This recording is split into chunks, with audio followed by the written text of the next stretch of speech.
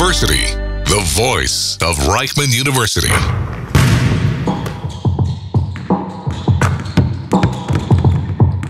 The Baseline. Stories from the court with Jonathan Rears and Mayor Cohen.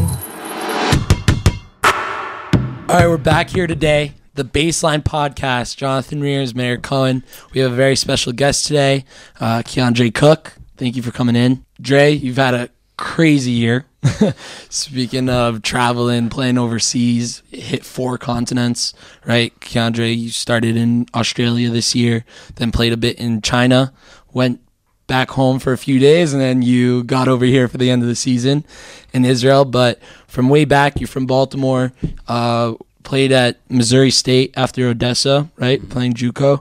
And after finishing up in college, you went undrafted and signed with the Hornets, right? Played for the Swarm for a bit. And then you went to Hungary for your first overseas team, France, Macedonia, Germany, and then, like we said, Australia, China, and Israel. Yeah. Damn, traveled man over here. Yeah, I've been around, man. It's been a crazy experience. I learned a lot of different things, different cultures, and a lot of great relationships I built, a lot of good organizations I played for. So it's been a heck of a journey. So going back, I mean, I guess I like to do this with all the athletes that come on here. At what point is, basketball big in your family? At what point did you kind of recognize this is something serious that you were going to pursue? Was just playing pickup and going into high school knowing that was like this is going to be a big part of your life? And kind of at what point did you start to understand that this is what you wanted to do? Just growing up, a few people in my family already played basketball professionally, so I would see them. But I started off playing football first, so I was like a big football guy. I just believe football. I didn't really have no interest to basketball, to be honest. But guys in my neighborhood, we was playing football, and they was playing basketball. So when football season over, they started playing basketball, and I would be in the house playing video games and be on Call of Duty, and they wanted me to play basketball with them. So we had a recreation center in my neighborhood, so we all would go there. So I tried it. Was terrible. Was so bad. And they was good in football and in basketball, but I was just only good in football. So since I was so bad, I wanted to take on a challenge and try to be better than everyone in my community. So I took a little break from football and started focusing on basketball and just going to the YMCA and practicing by myself, looking at YouTube videos and doing different things. Then when I came back, I ended up being better than everyone. And then I just started falling in love with basketball and quit football.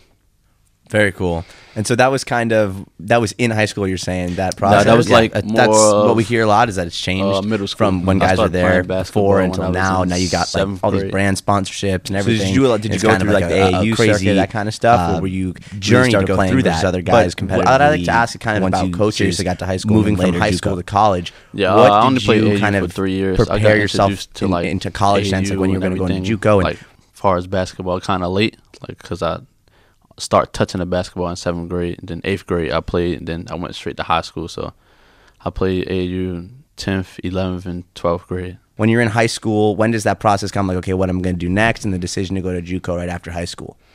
I had some friends that went to JUCO, so I would always ask a lot of questions to people that was older than me about their experience and stuff. So I would try to get ahead and learn a few things, but I have no idea what JUCO was when I was in high school until I had to go, to be honest. So, yeah, but I would ask a lot of questions, and they would just tell me the ins and outs. And one of my close friends went to South Plains, and then I started telling him about the Texas schools that's recruiting me. So he was telling me it's a good league and I can do good things. So I would just always ask a bunch of questions. What was that transfer like, coming from Baltimore, East Coast city, and then going all the way down to Texas by yourself, and making that transfer into Texas JUCO ball? It was a crazy culture shock for sure. I went to Odessa College in West Texas, kind of far from all the major cities, far from Dallas, Houston, San Antonio, just right out the way. So it was a crazy culture shock, way different from Baltimore. My first time being away from my family. So I was definitely missing home, missing the food, missing my friends. But I got there early just to try to get ahead and get adjusted. And I was with the former team, just learning a few things and working out with those guys and practicing with them at the end of the season. So I got there like a little ahead of my time before all my other teammates came. So just to get adjusted and learn. So it was a really good experience, though. How'd that help you, like starting your actual first year after the end of their season, for your first year of JUCO ball? It helped me trying to get comfortable, try to get adjusted to the physicality and the speed of the game, because it's very different from high school. And JUCO is very physical, so helped me get adjusted to learn, and just being around guys that's going to D1 schools and getting advice for them, and they helped me on my journey. And I took a lot of information in and used that to when I was in JUCO my 2 years. We hear we've had a few guys who've gone the JUCO route, and a lot of them say it's like you got to go get your own, right? Because this is a stopover essentially, and you're trying to get to a higher level, whether it's D1 or D2, D3. And how did the guys that were actually finishing up their season help you, maybe mentor you for what you're about to start in JUCO ball, and how did the team kind of formulate in that beginning of the season for the first? Yeah, I always look at JUCO like kind of like an AAU type feeling, but with classes though, like AAU with classes. But the guys helped me a lot, just learning from them, being around the coaches and telling me like what type of player the coach want, what type of system he runs. So I had like get adjusted, and coaches was very like young coaches and very hungry coaches, and still like patience and hard work into their players. So it was really great. I just loved the opportunity and just the tight-knit family that I had in JUCO. I think I was very close with my JUCO teammates rather than any other team I ever been on to this day, I think so. So we had like a very, very great bond, and our coach always preached to us that we in this together, we like a family, and you probably never be on a team that's this close again, because we just all like trying to get to the top and all just grinding each and every day and fighting. And once you get to Division I, it's just way different. It's, the campus and everything bigger. You get to experience more things, and you're in bigger cities and bigger organizations, and you traveling way more. And you on 6-hour bus rides together and eating at Golden Corral for Thanksgiving and just grinding, really. So at what point, once you spend one season there, you go into your second season, you had a great second year when you're there as like a sophomore in JUCO, and then all of a sudden are you getting these offers from D1 schools during this second year? And at what point are you trying to make your decision of where you're going to go, and who's helping you in that process of like the figuring out what's the next step for you? Yeah, so my first year, I think I had about 3 offers, and I could have went to like some schools, but I wanted to just bet on myself and get better. I feel like I wasn't ready yet, and I feel like I can go to some bigger schools. So my sophomore year, I just stuck with the grind. I came back, had an unbelievable year. I think for freshman year, I averaged 4 points. Sophomore year, I averaged 16 points. So just focus on just working, and then I started working with my trainer, Jamal Haywood in Baltimore, and they just took my game to a next level. But the person that was really helping me is my cousin, Lamont Williams. He kind of like my manager in a way, but he the one got me to start playing basketball, kind of like the idea, like, why you not playing basketball at our family events and things like that. So he always been in my corner, giving me advice, helping me, and he go on visits with me to schools and stuff. So he was helping me for sure. And like I told you, I had some older players from Baltimore that I'm close with, and on their journey, they went to JUCO, went to D1, went overseas, went to like an NBA and different things. So I would always ask questions and stuff, so they would give me advice. So just pass down the torch. Yeah, I'm curious when, that process is happening and all these schools are like telling you that this is the best place to play and we're going to do everything that you want. How do you kind of see through some of the bullshit maybe that teams are saying to you and trying to actually decide like what's going to be best for me? How can I make that decision? Because teams will say anything to kind of get you to come to the school. So how do you kind of see through that?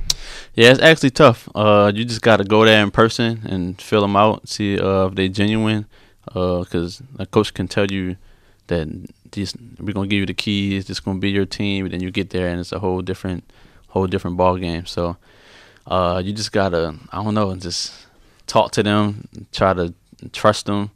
But it'd be kind of tough. It's like picking a school is kind of like picking an agent, because they tell you like the same type of things, that I can get you here, I get you there. So I just look at it as like picking an agent. So it's tough. I mean, an agent, you can kind of like pick an agent and kind of fire them and go on to the next agent, but it's school, and you can't just easily do that. So I think you just got to visit the campus, ask players that played there before you how they feel about the coaches and the system, and kind of do your own research to like look at the offense, see if like I fit in this offense, is this my style of play, and then just try to ask about the coach, see what type of coach he is and stuff. Try to get the most information you can get before you get there. What was it about Missouri State that caught your eye and made you want to commit there? Yeah, so it's like when you're in JUCO, everyone wants to go to D1. Everyone wants to go to like the big schools, and everyone have dreams to go into D1. That's everyone's main goal.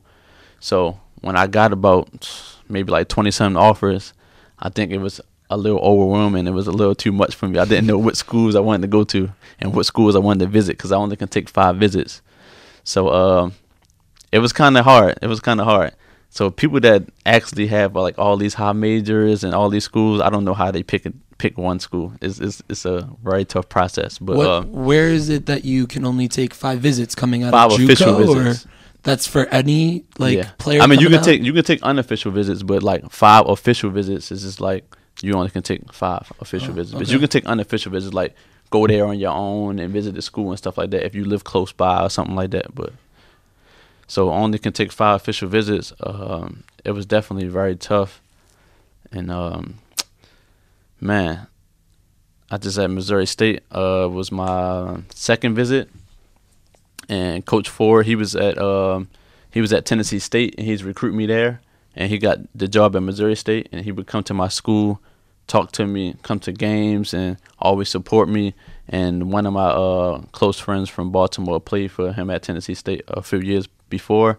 So I just think like that chemistry and bond was there because he coached one of my guys. So I kind of knew what like type of coach he was, and the stuff he was telling me, he wasn't lying. He wasn't just saying stuff to get me to the school. And me and my cousin took a visit there, and my cousin that I said helped me, Lamont, felt though like this was a really good opportunity for me, and I can thrive at this school. And playing for Coach Ford, he just hard-nosed coach, going to get the best out of you. So I didn't really have plans of really going to Missouri State, but once I went to the campus and was around my teammates and everything, it just kind of felt at home. And then my cousin thought I should do it, so I was like, yeah, it's already a tough process. And then I'm on my visit, other schools still calling me while I'm on my visit, so I'm like, I'm ready to just get this over with. So I just committed on site.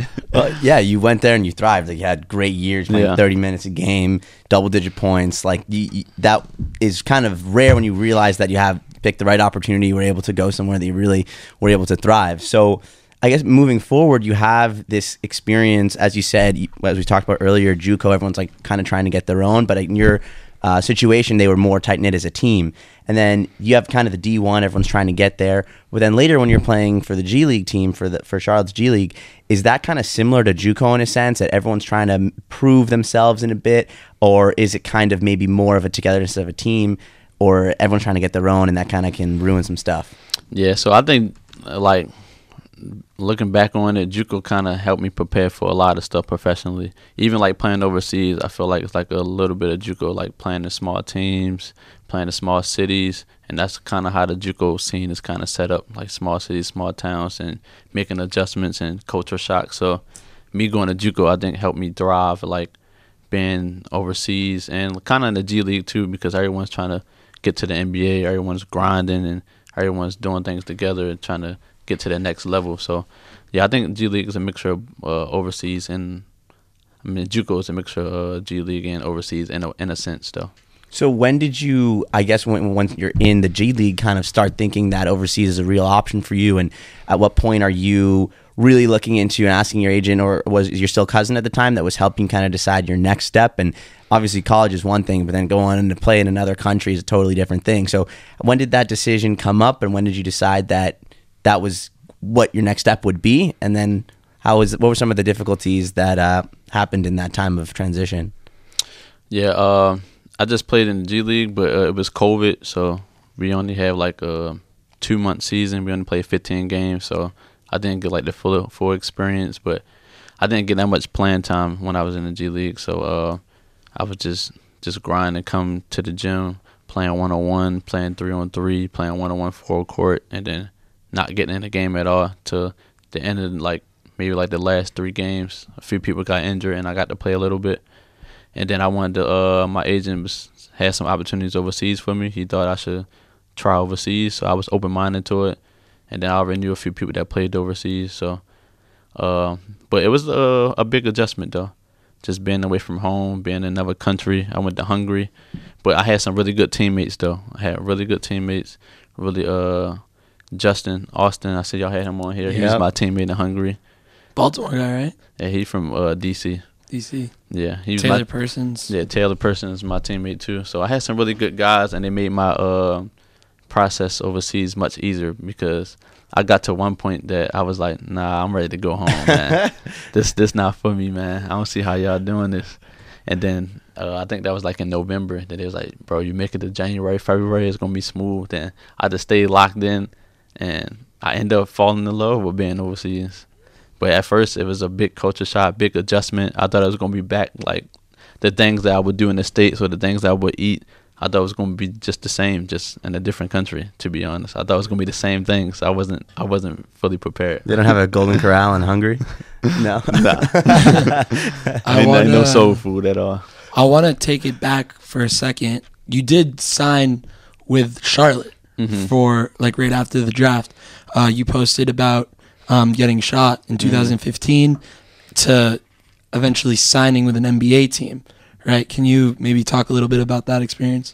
Yeah, it was just a blessing, man. Just a blessing. I feel like I got like a second chance, just being in the wrong place at the wrong time. And I feel like I just got like a second chance in life. So I wanted to take this basketball thing serious and just work hard and just try to get to the next level and try to help me and my family. So it just was a blessing. I think I wouldn't trade anything. I mean, obviously, I wouldn't want to get shot again, but it's all a part of the journey, all a part of the process, and it helped me to be the person I am today. So it made me strong-minded, and handle different situations in my life that I go through more easier just going through that process. But just to get to the NBA was, man, unbelievable because where I come from, I mean, it's tough. I mean, and just getting to that point, I was just very grateful, very blessed. I feel like COVID kind of messed me up in a sense because I was doing interviews at home with a button-up shirt on with shorts under, like doing Zoom meetings with NBA teams. I think I had like 13 Zoom meetings and just on the team, on the Zoom call with a bunch of teams, and they just asked me tough questions, and 20 people on the Zoom call and coaches and all types of stuff, and it all was like a very good blessing, a very good opportunity. But if it wasn't COVID, that would have been 13 NBA workouts. So, but everything happens for a reason. Right. And it takes it to like, it's not even basketball at that point. Yeah. Right. But we talk about that year in Hungary where you had to kind of adjust, played 34 games, about 30 minutes per game, and you average around 16 points. So your first year overseas, you actually were killing. Yeah. Yeah. And going from Hungary, then you moved to France. So what was that transition like, moving from another overseas country to another one in France? When I got to France, I think I was kind of like adjusted to like the overseas game, and I was still learning a lot and just open to new experiences and things like that. So when I got to France, it's just like a bigger country, bigger league, one of the top leagues and overseas. So it was like a mini adjustment there, but not as like a culture shock because now I'm aware to like how overseas is. But France was tough though. I had like a good opportunity. I was starting in France, but it was kind of like, I don't know, playing in France was kind of like different to anywhere else I played because like I was close with my teammates and everything, but I just feel like I wasn't able to show like the best version of myself in France at times. So when you said earlier that like kind of in Hungary you start to fall in love with playing overseas, like I'm curious what that means. Like in my mind, I think that maybe these guys who are overseas can kind of think of it as like, you know, it's my career in 2K and you gotta like just go over there and get some work done. So what's that like? I mean, you land in Hungary, people are speaking this crazy ass language, like you don't know what the fuck they're saying, and you kind of have to lock in to just be yourself and work on your game. And you're just there and you're there to play ball and you want to like live there. Is that kind of what you mean when you say like fall in love with it and like the personal grind? I'm just curious what that means to you. Yeah, that's exactly what I mean. Like, you got to be where your feet at. So, like, when you think about at home and things like that, that's going to kind of get you distracted of what you focus on. Like, you got to try the new adventures, try the new food, try the language, learn certain words, at least like the basics to say hello, good morning, how are you, and things like that. Just be open-minded to learn their culture and be in their culture overseas, and then it would make the process way more easier.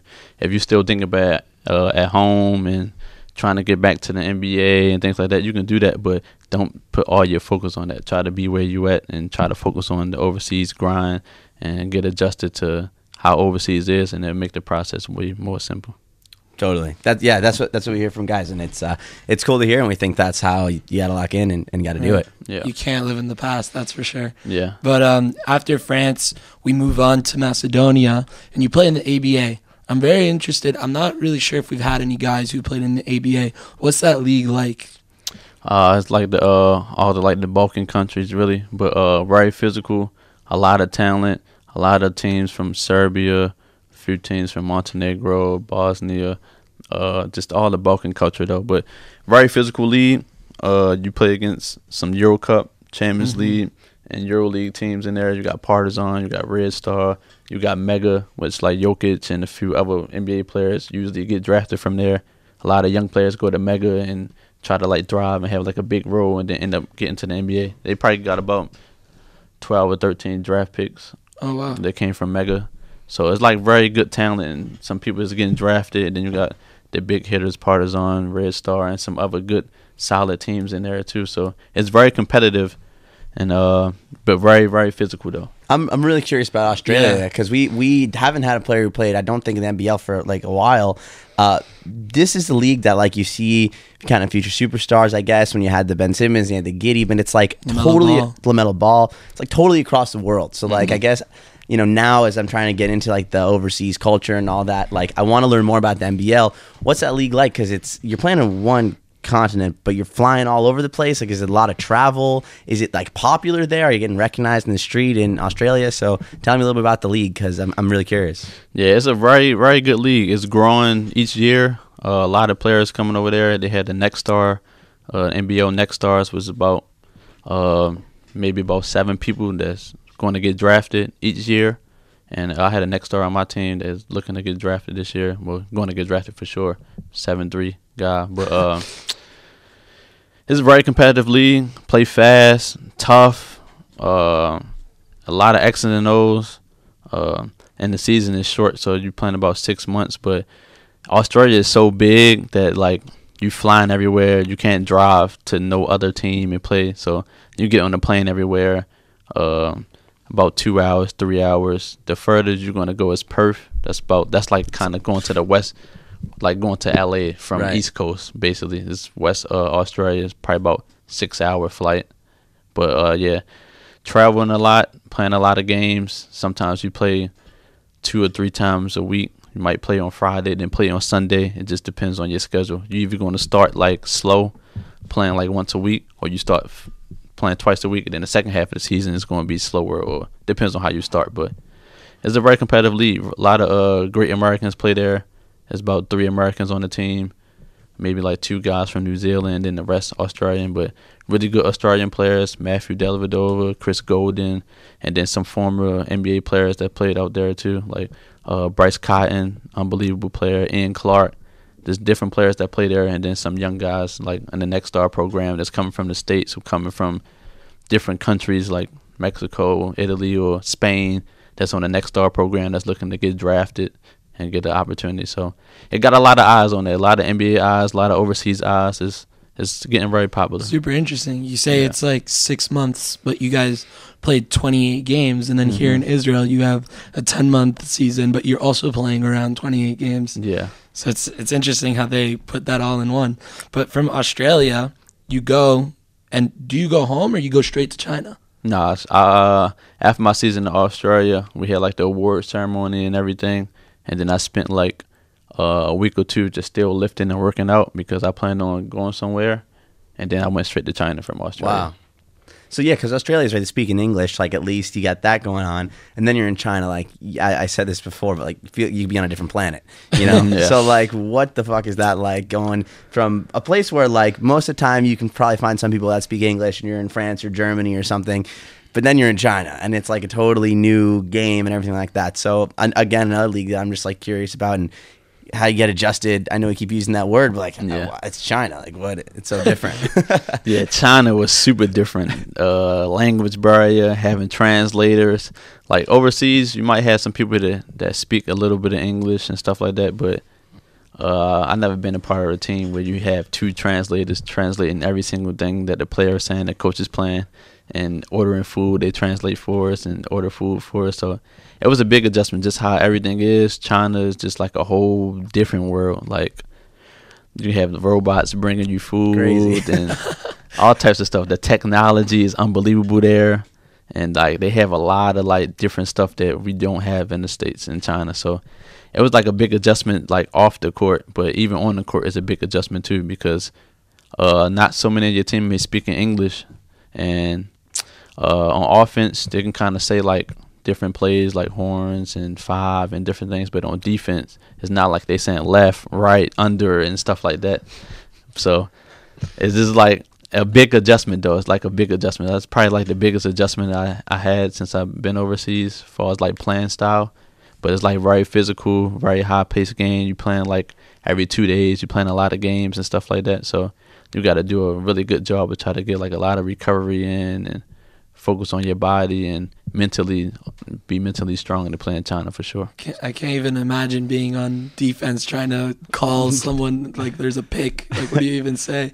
Yeah. You speaking in English, trying to communicate with them. But you're there for 5 games, right? Mm-hmm. Why was it so short? Was it the end of the season? Yeah, so China doesn't do like fully guaranteed contracts. So they either do like 1 month or 2 months, so it's like every 2 months or something like that. So I had a 1 month guaranteed, and then if I make it to a certain date and they still want to keep me, then I have 2 months guaranteed. So I came there at the end of the season, and I was there for like 36 days. So I played 5 games, and then we had 5 Americans, and only 4 could be on the team for playoffs. So I was like the last American to come, so they ended up making a decision to let me go. So before we get to the time in Israel, which I'm curious about how it compares to all the other ones, I see obviously it's a common theme that guys will play 1 year, 1 year, 1 year. If you could have re-signed in any place and to do a second year there, which one of the countries that you played in would you have done a second year if you had to pick one? Right. Australia, for sure. Yeah, Australia is just so calm at home. People speaking English, no language barrier. I just feel like you kind of in the States in a sense, but you're just on the other side of the world, and the weather is different. Our summer is day winter, our winter is day summer. So when you get there, it's summer the whole season. You're going to the beach, doing recovery with your team on the beach. You're eating good. You can eat all types of food that I can eat back home. All types of like seasonings and sauces and stuff that I don't probably have in Europe and certain countries that I can have in Australia. So it's just like it's easy to fall in love in Australia, and the sense of like the double up sense, like you go there and play good, and you can get to like other teams in Europe or other teams in Puerto Rico or different opportunities that I would never thought I would have. I never thought I would play in China, but playing in Australia helped me to get there.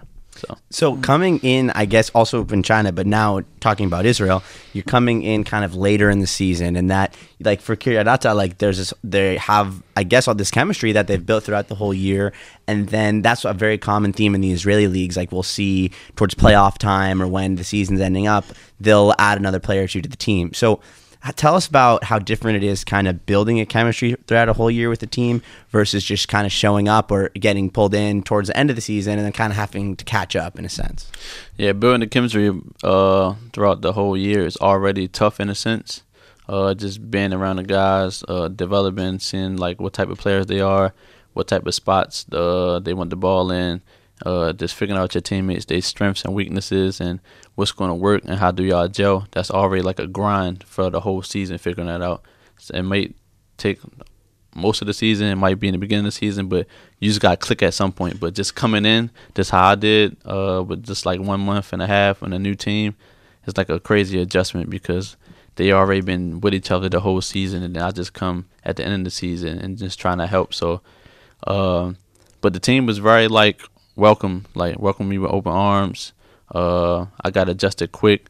I found out my role in the team quick. I think that's a big thing, finding your role, finding your niche in the squad. It's like a big thing, and trying to build a relationship with your team. So I just always had open-minded, and being able to adjust on the fly is the things that I try to do when I'm overseas. Just try to get adjusted right away. I always try to get good relationships with my teammates, so on the court can be much easier. If we hanging out off the court or we have common things that we like or do, then on the court should be much more easier to build a relationship. So, and yeah, so you come in at the end of the season, and Kiryat Ata is at the bottom of the league, and there's this relegation round where each of the 4 teams in the bottom of the league play 6 games in order to adjust their record in order to stay in the first league. Now you come in, and yes, it's towards the end of the season. It's your last month, and we talk about adjustments. But in terms of adjusting, statistically, you had your best stint was here. You were scoring 19.5 points a game, 5 rebounds, 2 assists, and you guys played very well together once you came. There's a few games where you guys had to come back from you guys had some crazy comebacks towards the end. And then the last game against Netanya, y'all had 5 players in double digits, and you guys were clicking very well. So I guess what my question is what was it about Kiryat Ata and the league here in Israel that got you to adjust so quickly and actually play at a very high level? I just, like I said before, just asking questions. I knew some guys that played here already in the league, maybe 5 of my friends. And then James Bateman was my teammate in Australia, and he played on Kiryat last year.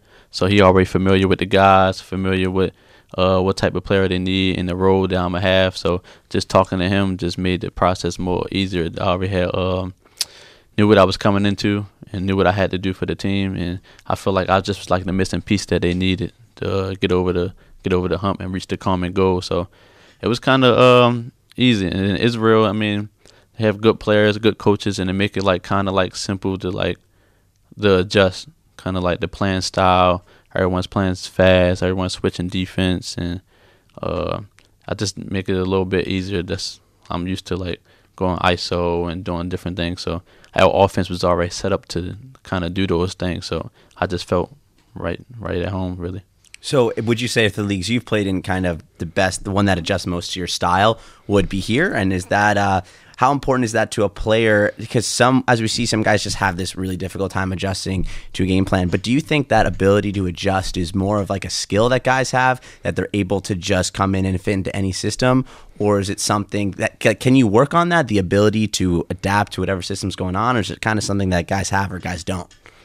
I think it's a skill, but sometimes it depends on the coach and stuff too, and the players you around. But sometimes the coach and the players make it a lot more easier for you to come in and play your game and do certain things. Some coaches want to play slow and X's and O's. Some coaches want to play fast, get up and down, and allow you to kind of be free. And that's how I feel in Israel. They allow you to kind of be free, play fast. I mean, it's a few X's and O's when needed, but I feel like they let the players play their game, and you kind of playing free. You can do more than just certain things. Like if you're a shooter, you can still come off pick and rolls instead of just running all shooter plays for you. Or if you're good in the pick and roll, you can just do different things out here in Israel. So they'll allow you to really showcase your talent and showcase your game and give you the full opportunity to be the best version of yourself. Unreal. That's amazing. I'm curious how the fans stack up here versus in other countries. I mean, here, I guess, towards the end of the season, but where have you played that's had kind of the most electric atmosphere or fans, I guess, kind of this overseas experience that people talk about with the fans? As far as the fan standpoint, I think France and Germany was the best fans. Macedonia had some really diehard fans because they lighting fireworks and flares and they lighting fireworks and flares and little firecrackers and stuff going off in the crowd and stuff. you might be on the court and just hear boom, boom, and you like, what's going on right now? So and then they lighting flares and fires in the crowd and stuff. So, but France and Germany always had like sold out crowds though. They was very passionate, very great fans, bringing the energy. Sometimes you just win games off of just the fans. How's the crowd in Australia? The crowd in Australia was really good, but we just moved into like a really big arena. So they were still trying to get to that next level of packing out the arena and stuff like that. So I think in the next few years it would definitely be more fans and stuff. It was already like a good fan base, but maybe some other teams that have like smaller arenas and stuff in Australia used to have like packed out games and stuff. Right. But we was building that relationship with the fans, building that chemistry, and winning games. And when you win, more fans come. So I think in the next few years they'll have some packed out crowds because the arena is really big, like really stunning arena. Right. It's interesting because at the beginning of that transition, when you have a big arena, sometimes it doesn't always help the team. That first couple of years, we even see in Netanya they built an arena, and now unfortunately they're getting relegated. But yeah, it's crazy because there's big arenas we see all the time, and if you don't have the fans for it, it kind of makes it quieter rather than playing in a high school gym and it's packed and gets super loud. So it's cool. We typically, towards the end of our podcast, we do a little shot clock segment. So we'll get a little rapid fire going.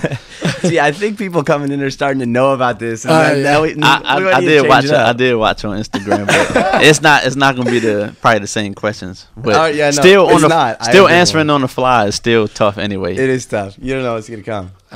It's really interesting. Maybe if you came earlier, we would talk about Kiryat Ata in the playoffs. But no. Wait, I'm curious to hear about it because I think that. Like, it's so funny to hear about the atmosphere totally changing, like in this Kiryat, this kind of section of the league where it maybe for like part of the year it's maybe not as electric, and then you get to the season, all of a sudden you got to get like hyped up for this playoff that you're not kind of used to. So right before we do this segment, which we'll finish up with, but is it you kind of find this weird in between of players like maybe coming off a low of a season then having to like shoot up for the playoffs, and how is that different from like building up throughout the whole process? But I guess you came in late, so it's like maybe different. But when you're there for the team, do you see them kind of like have to hype themselves up to prepare for this, relegation round when maybe the season wasn't so successful? Yeah, even though like your season's not successful, you still get another opportunity to fight and stand in first division. So that's what I like the bottom playoffs for, because like usually in Europe or overseas, once the season is done and you at the bottom, it's over. There's no second chances. So here it's kind of give you like a second chance to fight. So it's just like the playoffs, like the playoffs that's going on in the upper standings. So everyone's fighting to stay in the first division. So you're going to have like energy. The fans is bringing the energy. All the players is bringing the extra energy to fight. You got to be more together at all costs because it's money time. No one want to go down to second division. Everyone have aspirations to play in the first division and do great things in the first division. So that was our common goal when I got here. And I got relegated before, so I know the feeling. So I was going to bring my talent 100% to help these guys. So I just hit the ground running, came here, and tried to give it my all from the jump. Definitely brought the A game. And how's that locker room after the Netanya game? Crazy. It felt like I won the NBA championship.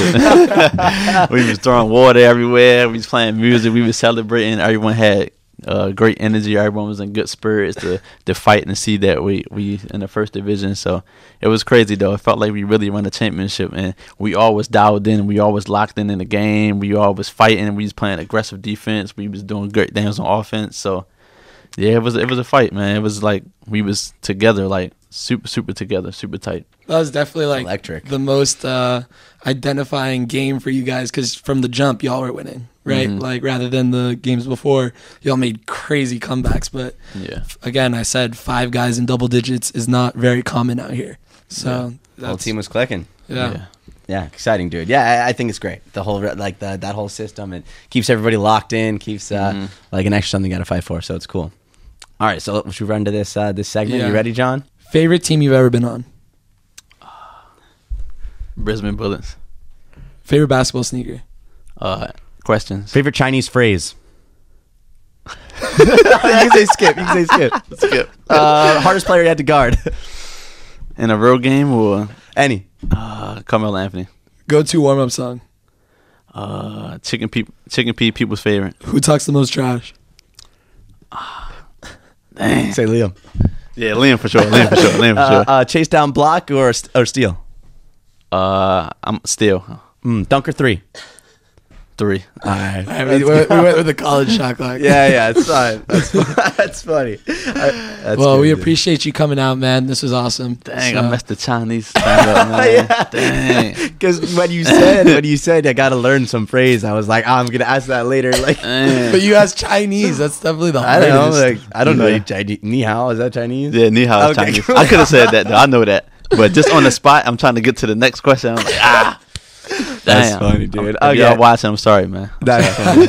Dude, thanks for coming in. We appreciate all the insight. We love to hear from the athletes. So we appreciate you and best luck with whatever you got next.